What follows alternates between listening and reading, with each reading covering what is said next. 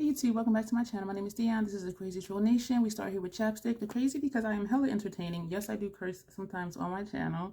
The troll because just making fun of the beauty community, that I'm beautiful regardless of what they say I need to do to change my features or to change my face.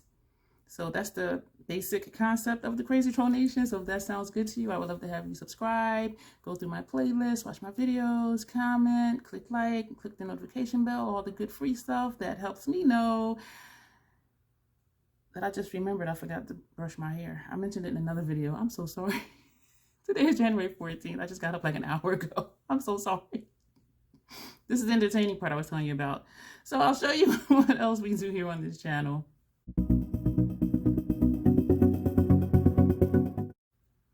This video is a continuation of my makeup collection series, my Workable collection, my Curated collection, also decluttering some of my stuff, and hoping that it helped all of you to think more critically about your purchases going into the rest of your makeup journey. I wasn't going to say this year, but this might not be uploaded till February, maybe March. And so the year is well on its way. And so what I wanted to talk about was why I have so much from just a few brands. Particularly, I'll start where I have the least stuff.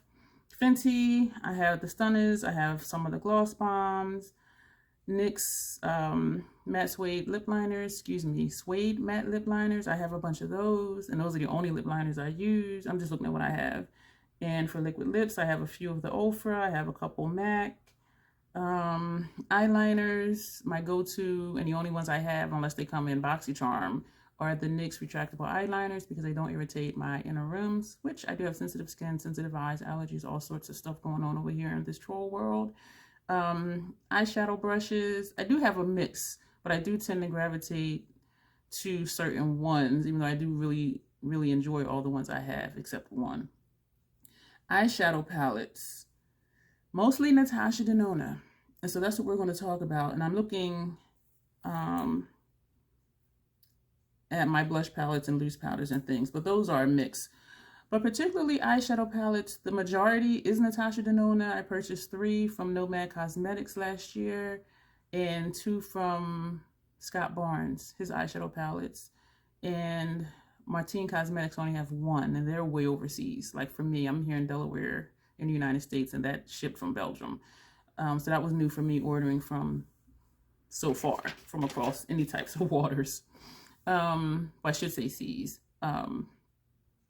Because even Scott comes from Jersey, and that has to cross water. That comes over the Delaware Memorial Bridge. Anyway, I was really thinking this would be a good thing to talk about, why I have so many things, particularly eyeshadow palettes, from the same brand. When I find something that I like, when I find something that works, as I said, my skin is sensitive. There are some eyeshadow palettes I've tried. They irritated my eyes. My eyes may have felt sensitive, or they may have felt heavy. I wake up the next day and I don't sleep in my makeup, not at all. I do the double cleanse and all of that stuff. And I'll wake up and, you know, this will be red, it'll be stained, or it'll be irritated. Sometimes, you know, it's flaking under here.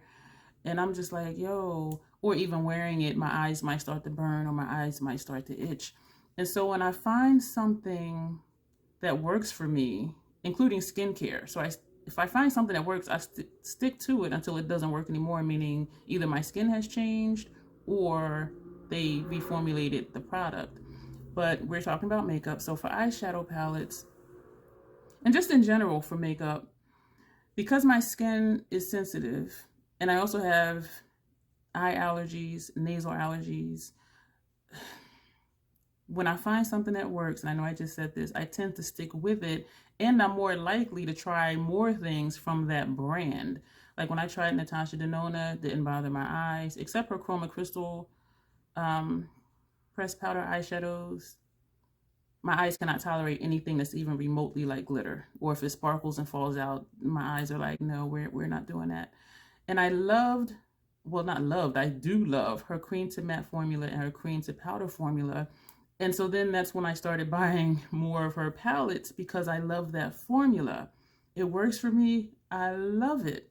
Scott Barnes, I really like his formula in his eyeshadow palettes. I have Natural One and Color Bomb. I really like his formula too.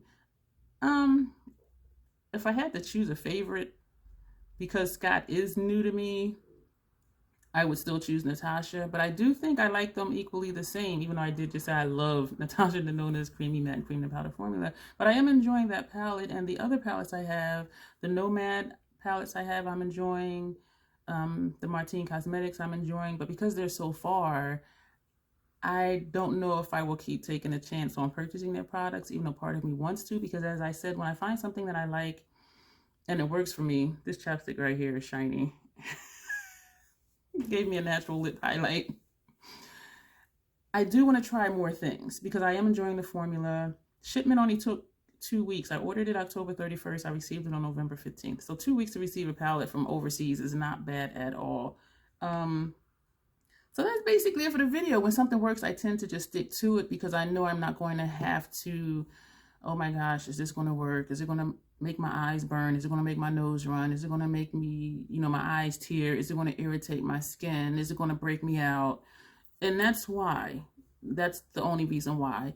And also, that's why I don't experiment with different skincare that often.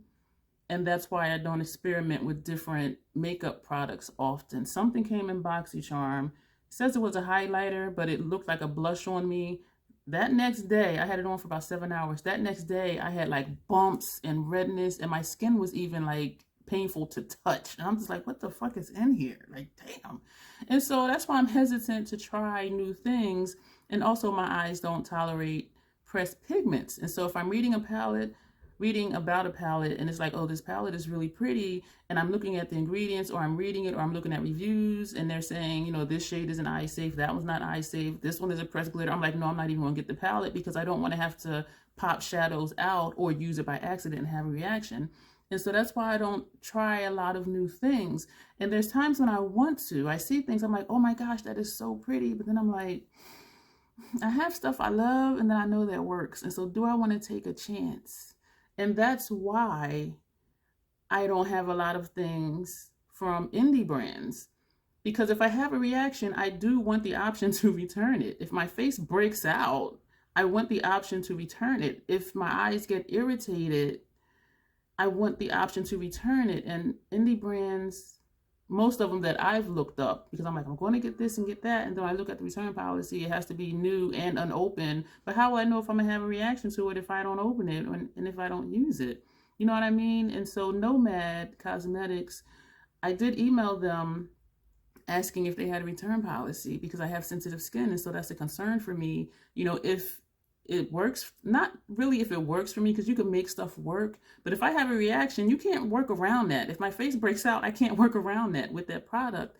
And so they emailed me back and they said, they do allow returns and this and that. And so I took a chance and I purchased Haunted Europe and Berlin Underground at the same time. I received them, I used them, I loved them, and then I went back online and ordered America's Parks, and I love that one as well. And I am looking forward to purchasing and using other eyeshadow palettes from that brand. And so, but that's what keeps me from purchasing from indie brands. And I don't mind making stuff work. I mean, I do mind, I just want stuff to work. And so I will keep trying something. Even if I don't like how something looks, or if I don't like how it performs, I will try it at least 3 or 4 times. If I have a reaction after one time, I may try the second time just to be sure that that's what caused the reaction. But usually, at least by the second time, if I have the same reaction, I'll get rid of it. If I just don't like how it looks, I will try it at least 3 or 4 times just to really see, okay, let me change this, use a different primer, use a different brush, whatever. And if it still is not doing what I wanted to do or looking how I want it to look, I will give it away. I won't just return it because I don't like how the colors show up. I'll gift it to someone else. So my returns are when something gives me a bad reaction. And some people say they never return anything. But if it's going to break me out, I'm sending that shit back. And it's unfortunate because that's also why I don't try a lot of different foundations. I used to wear NARS back in the day. Somewhere along the line, it started breaking me out. There was a sale at Macy's. I purchased one, broke me out. I went back to Macy's and returned it. And she said, was there a reason for your return? I said, you see this? She was like, yeah. I said, this is why. She was like, oh, that broke you out bad. I'm like, yeah. I mean, it was noticeable. And that was like 2 days later. And she was like, yeah, that looks bad. All of MAC's liquid products, their primer, their foundations, breaks me out. And so so that's why. And so if you find yourself gravitating to a certain brand or a certain product from that brand, it may not even be important to figure out why or to think about why, but I just thought it would be interesting to do this video because doing these makeup collections, you guys are like, okay, she has all NYX lip liners. All of her eyeliners are from NYX. The majority of her curated workable eyeshadow collection are Natasha Denona. And you guys might be like, why doesn't she try, Beauty Bay or Juvia's Place, ABH? I had a reaction to some of them ABH. I don't know what I was going to say, Baby H. I had a reaction to a couple of her palettes, and I wanted the Jackie Aina one, and it does say 2 of the shades. I think it was at least 2 shades were not eye safe. I'm like, I'm not getting that palette because if I'm spending that kind of money, I want to be able to use every shade in it. And so again, that's what keeps me from branching out, even though I want to. And the bright side is, though, it saves me money because I would be buying more stuff if I didn't have sensitive skin. And also, my face does not tolerate natural hair brushes, and neither do my eyelids, because I made a mistake and bought Wayne Goss when he first came out years and years and years and years ago. And I purchased his eyeshadow brushes. I started using them, and I'm like, what's wrong with my eyelids? This down here was cracking and flaking. This up here was sensitive. My crease was red. I'm just like, yo. And after like the 4th time I used his brushes, I said, it's them damn brushes. I'm like, and them shits was expensive. I bought the whole damn set. And so I know I can't use natural hair brushes. And so when I'm hearing Sonia G, Hakuhudu, I probably said it wrong, and these other natural hair brush brands, I'm just like, not me, but it saves me money, and so I don't feel bad. And also, it does annoy me. I know I'm kind of going on a rant when people say, oh, you need natural hair brushes to elevate your makeup game. Listen, everybody can't use natural hair brushes. And also, think about to yonder year, like in the 1910s, 20s, 30s, 40s, and 50s, they were using their fingers and sponge tip applicators. When did we start natural hair brushes? What, maybe like 10 years ago or less? So what were people using before then, and their makeup was still a bomb? So don't tell me you need to have natural hair brushes for your makeup to be bomb, because makeup was bomb before that, before natural hair brushes. Thank you for coming to my TED Talk. I just get a little heated when it comes across that you need to do a certain thing or you need to have a certain product for things to look right, because you don't. Use what you want to use what you can use.